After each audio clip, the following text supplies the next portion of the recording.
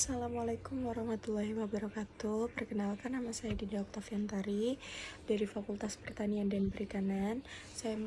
Saya dari Prodi Agroteknologi semester 6.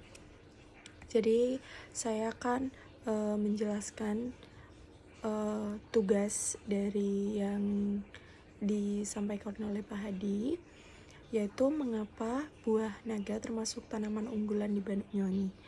Kenapa tanaman unggulan yang berada di Banyuwangi ini sangatlah subur ya. Untuk tahannya dia itu sangat subur dengan kondisi lingkungan yang mendukung ya kakak ya. Jadi untuk produksinya juga produksi tinggi di Banyuwangi, itu maksudnya produksi yang sangat tinggi di Banyuwangi. Produksi total sekitaran 82.540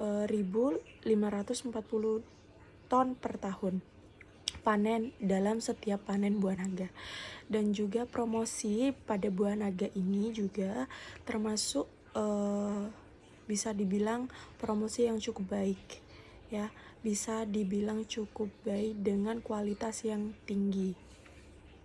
Untuk pertanyaan yang kedua, mengapa buah naga harus dilampu pada luar musim? Pada buah naga sendiri biasanya kalau di luar musim itu bisa dilampu, meskipun umum di Banyuwangi itu meningkatkan proses fotosintesis pada lampu yang digunakan, terutama dia dapat memancarkan sinar ultraviolet ya, yang membantu meningkatkan proses fotosintesis pada tanaman buah naga. Dengan meningkatkan fotosintesis tanaman dapat memproduksi lebih banyak energi yang penting untuk pertumbuhan.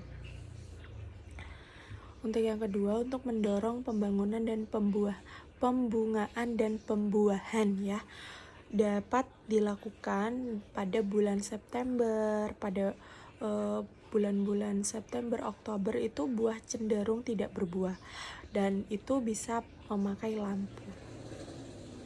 Dan juga dapat menginovasi dalam petani,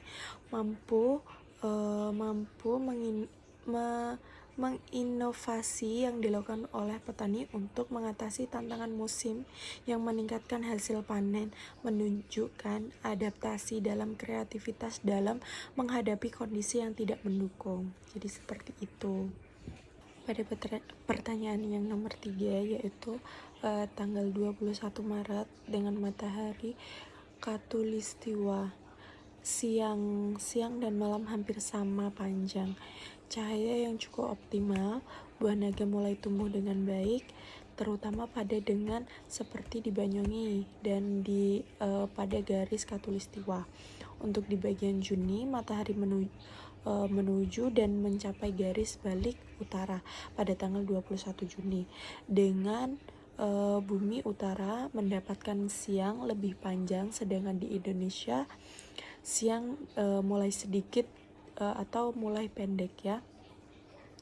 Untuk pada bulan September, matahari kembali kepada bulan Khatulistiwa, yaitu pada 23 September, siang dan malam kembali seimbang. Dengan ini waktu yang baik untuk pembungaan dan pembuahan karena intensitas cahaya dengan stabil.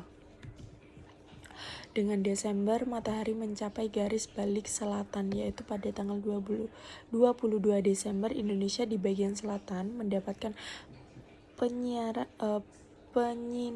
penyinaran maksimal, tetapi sering tertutup dengan mendung dan hujan karena musim penghujan. Meskipun posisi tersebut, matahari juga mendukung pencahayaan alami secara berkurang, sehingga petani perlu menyalakan lampu untuk membantu tanaman tetap berbunga. Untuk pertanyaan nomor 4, yaitu keunggulan dan kelemahan penggunaan bahan tanam buah naga yang muda dan yang tua. Kalau keunggulan bahan yang muda yaitu tumbuh yang lebih cepat. Yang kedua, memudahkan penanganannya dan resistasi terhadap penyakit itu sedikit. Untuk kelemahannya sendiri, keterbatasan produksi awal, yang kedua kebutuhan perawatan yang lebih intensif, ya, yang keunggulan yang mudah. Untuk bahan tanam yang tua, yaitu yang keunggulannya produksi yang lebih stabil, pengamalan pertumbuhannya itu sedikit di fase perubahan cuacanya, hasil panen yang lebih besar, dan kelemahannya itu bisa biaya yang lebih tinggi, resiko penyakit juga amat dikondisikan juga karena resiko lebih tinggi penyebaran masalah penyakit yang baru untuk tanamannya sendiri. Sekian presentasi dari saya. Wassalamualaikum warahmatullahi wabarakatuh.